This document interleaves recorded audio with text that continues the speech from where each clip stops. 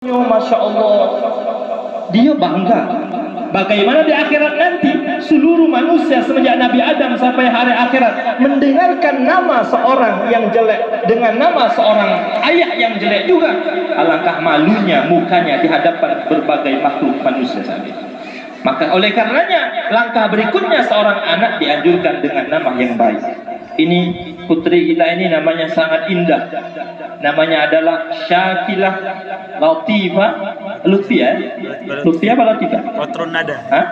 Lutfiyah. Syakilah Lutfiyah Qatrun nada. Syakilah itu adalah model, bentuk atau karakter. Harapannya anak ini menjadi berkarakter, memiliki pendirian, mandiri, kuat. Nah, itu nama Syakilah. Dalam ayat Allah menyebutkan Qul kullun ya'malu ala syakilatih.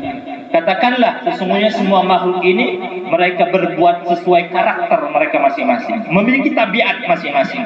Maka harapan Syakilah ini, Ananda ini punya karakter yang baik insyaallah. Kemudian Lutfiyah. Lutfiyah ini terambil daripada Asmaul Husna, yaitu Latif, yang maha lembut. Semoga anaknya juga lemah lembut, santun kepada keluarganya dan orang tuanya khususnya. Kemudian Qatrun nada. Ya, ini kalau orang-orang pesantren pasti kenal sebuah kitab Nahu yang tinggi. Kitab Nahu Qatrun nada. Artinya kalau secara bahasa adalah tetesan hujan, tetesan air hujan. Artinya menyejukkan. Nah, semoga dengan kumpulan nama-nama ini harapannya sama dengan nama ini. Mana ayah tadi? Benar jam itu. Mungkin ada terjemahan lain, ayahnya beda.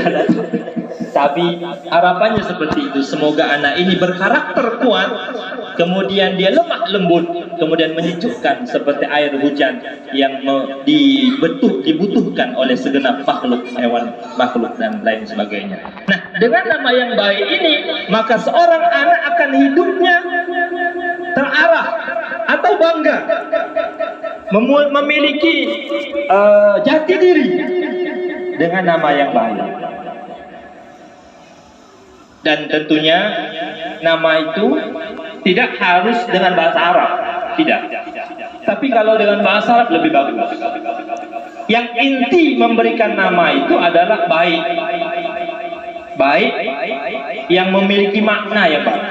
Entahlah dia mau pakai bahasa Jawa, mau pakai bahasa Sunda, mau pakai bahasa Inggris, yang mau pakai bahasa Marabungu, Bangko boleh. Tapi maknanya ada, makna artinya itu baik.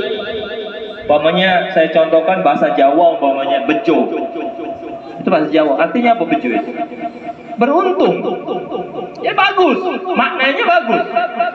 Joko. Apa itu Joko? Pemuda. Oke, boleh. Selama maknanya baik walaupun bahasanya. Tapi kalau seorang muslim tentunya dia akan mendekatkan kepada agama, mengandung makna Islami. Apakah di Asmaul Husna, apakah nama-nama nabi, apakah nama-nama malaikat. Boleh, nama malaikat boleh Pak Ibu. Yang penting jangan nama Israel saja. Nah, itu Israel mencabut nyawa, takut orang dengarnya. Nah, kalau nama malaikat apa? Ada orang nama Jibril, ada nama Ridwan. Ridwan banyak. Nama-nama malaikat boleh dipakai. Atau nama orang-orang soleh, para ulama, atau nama-nama yang sudah diambil oleh Azwar ini, nama kitab Qatrun nada. Nah, itu adalah nama-nama yang sangat dianjurkan untuk menjadi keberkah untuk seorang anak. Jangan terpikirkan oleh ucapan orang apalah arti sebuah nama. Tidak, sangat berarti sebuah nama itu. Bukan apalah arti sebuah nama, sangat berarti sebuah nama itu. Tadi sudah saya contohkan bagaimana kalau dia di sekolah bagus namanya. Nah, itu adalah langkah kedua memberikan nama. Alhamdulillah putri ini namanya indah dan bagus. Semoga sesuai dengan apa yang diharapkan oleh orang tuanya. Kemudian yang selanjutnya setelah memberi nama yaitu diberikan akikah. Nah, inilah yang sedang dilakukan dalam keluarga besar ini, mengakikahkan seorang putri atau putranya. Ini juga dianjurkan oleh Rasulullah SAW karena Rasulullah sudah menyembelihkan hewan kambing untuk putranya, bahkan cucunya, yaitu Sayyidina Hasan dan Husain. Rasulullah SAW ada riwayat mengatakan pernah diakikahi oleh kakek beliau, yaitu Abdul Muttalib. Ada meriwayatkan beliau sendiri mengakikahi dirinya setelah beliau dewasa. Tapi intinya di sini sudah ada tuntunan untuk mengakikahi seorang anak atau seorang cucu. Kenapa? Karena di sini ada nilai ta'awun antara kita, ada nilai persaudaraan, ada nilai pengorbanan. Apalah sih artinya nikmat, apalah artinya sebuah kambing yang harganya 3 juta atau 2 juta atau 4 juta dengan seorang anak yang diberikan oleh Allah ini. Berapa banyak orang sudah berobat sana, berobat sini, tidak dapat anak.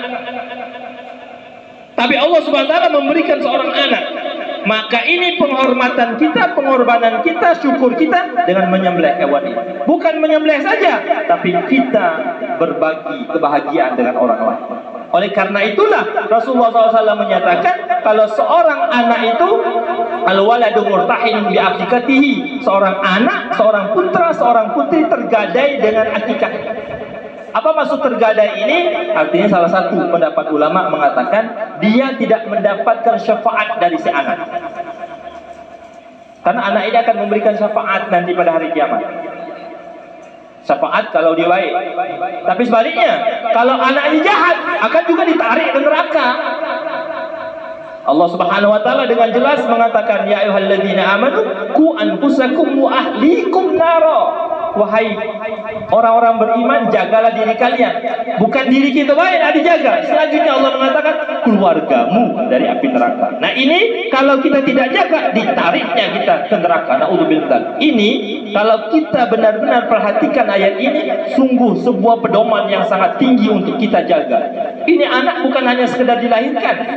Ini anak bukan hanya sekedar diberi makan. Ini anak bukan sekedar hanya bangga-banggaan aku punya anak. Demikian tidak, dia tanggung jawab. Bukan hanya di dunia, di akhirat. Apakah kita mampu mengambil syafaat bantuan dia menjemput di sorga, atau dia akan menarik kita ke neraka. Na'udzubillah min dzalik. Oleh karenanya akikah adalah awal untuk menjadi pensyafaat untuk kita. Selanjutnya, setelah kita memberi akikah ini, artinya kita berbagi tadi. Di dalam berbagi itu tentunya kita ini dianjurkan untuk saling menghormati, saling tolong-menolong, menjaga perdamaian. Sekaligus di sini kita mengumumkan kepada keluarga besar kita, bersyukur bersama-sama ini putri. Putri ini anaknya, iya, keluarga besar ini. Tapi sekaligus mengumumkan nanti kalau seandainya dia besar, seandainya dia sudah gadis, seandainya dia nanti sudah bermanfaat, itu dulu yang sudah pernah kita bacakan. Kalau dia bermanfaat, bisa kita bantu untuk kemanfaatan masyarakat. Kalau dia tidak baik, kita juga membantu keluarga ini untuk memperbaiki dia. Kalau dia kurang kebutuhan, itu maksudnya kita bersama-sama membacakan. Bukan hanya bergembira, tidak, berbagi rasa, menceritakan kepada saudara, ini anak putri yang ini kita syukuri saat ini, nanti berikutnya tanggung jawab kita bersama anak ini, walaupun tanggung jawab utamanya adalah keluarga besar. Kenapa? Karena sudah kita tahu ini adalah salah satu karunia dari Allah Subhanahu wa taala. Setelah itu, setelah memberikan akikah, tentunya dia semakin besar. Kalau seorang putra, dia ada khitan demi membentuk kesucian pada dirinya. Kemudian yang paling penting dari semua ini adalah memberikan nafkah yang halal, kemudian memberikan pendidikan, pengawasan di dalam kehidupan dia sehari-hari. Maka dengan cara seperti inilah anjuran Rasulullah SAW ini yang dianjurkan juga oleh para ulama-ulama akan membentuk anak-anak yang soleh, generasi-generasi yang bermanfaat, yang akan menuntun kita menjawab tantangan zaman berikutnya, yang akan menggantikan orang-orang tua pada saat ini. Hadirin wal hadirat yang dirahmati oleh Allah Subhanahu wa taala, sebenarnya sangat banyak sekali hal-hal yang perlu kita baca tentang seorang anak, seorang tuntunan dalam mendidik anak. Apalagi zaman sekarang ini, ya Allah, Bapak Ibu, kita harus renungkan bersama-sama. Alhamdulillah, kalau sekolah lah ada galau sekolah, dari TK, dari PAUD bahkan, PAUD lah ada, TK lah ada, SD lah ada, MI ada, MTS ada, SMP lah ada semua. Tinggal kita ini mau ndak mendidik anak. Tapi kalau sekolah itu ada batasnya, antara umpamanya berangkat jam 7, pulangnya jam 4 paling lama, atau yang cepat dikit jam 12, jam 1. Selebihnya itu di rumah kita. Maka di rumah kita ini tanggung jawab mengontrol mereka. Maka sangat sayang sekali kalau tanggung jawab yang merupakan, mohon maaf kalau kita bisa bilang, investasi atau tabungan yang sangat berharga itu adalah anak sebenarnya, bukan tanah. Kenapa? Karena dia tidak terbatas umur kita. Dia akan bersambung kepada setelah kematian kita. Bahkan dia akan menjadi amal jariah kita. Dalam Rasulullah menyatakan apa? Kullu bani Adam inqata amaluhu illa min thalath. Semua akan terputus amal manusia kecuali 3. Salah satunya yang sangat sering diucapkan adalah waladun saleh yad'u lahu, anak saleh. Amal jariah kita yang mungkin kita semua punya. Kalau harta mungkin tak punya, kalau ilmu mungkin tak semua orang punya, tapi anak hampir kebanyakan mayoritas punya anak. Ini investasi kita. Kalau kita bisa membentuk, mengawasi, mendidiknya, dia akan membacakan doa untuk kita.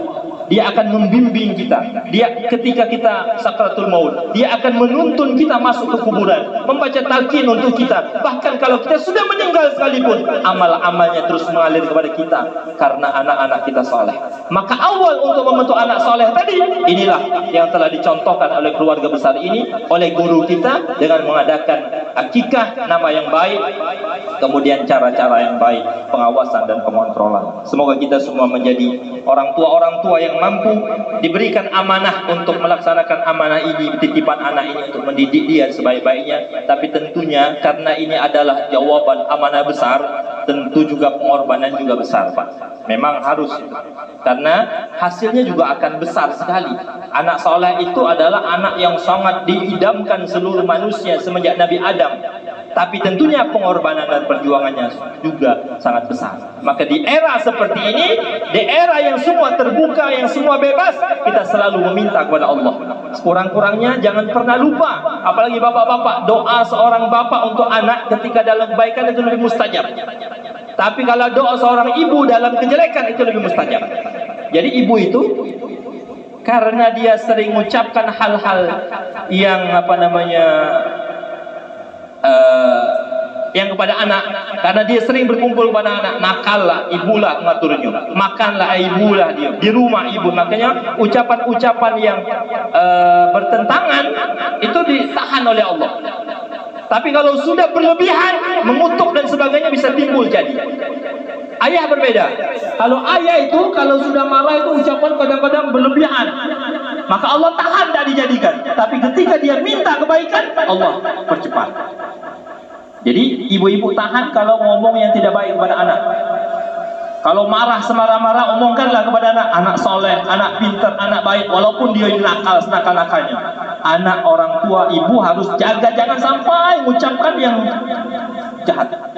Sebaliknya bapak-bapak, kalau bapak-bapak biasa mengucapkan yang jahat kepada anak, tapi ketika dia mengucapkan baik, maka segera dikabulkan oleh Allah. Maka kita jangan sampai lupa ketika selesai sholatkah, apakah kita sholat tahajudkah, apakah kita di tempat kumpulan-kumpulan kebaikan seperti inikah, kita minta doa semoga anak-anak kita ini saleh, bermanfaat, berguna. Seperti Imam Ghazali radhiyallahu taala anhu. Imam Ghazali itu orang biasa, bukan anak ulama, tidak. Tapi dia punya ayah yang selalu mendoakan anaknya ini.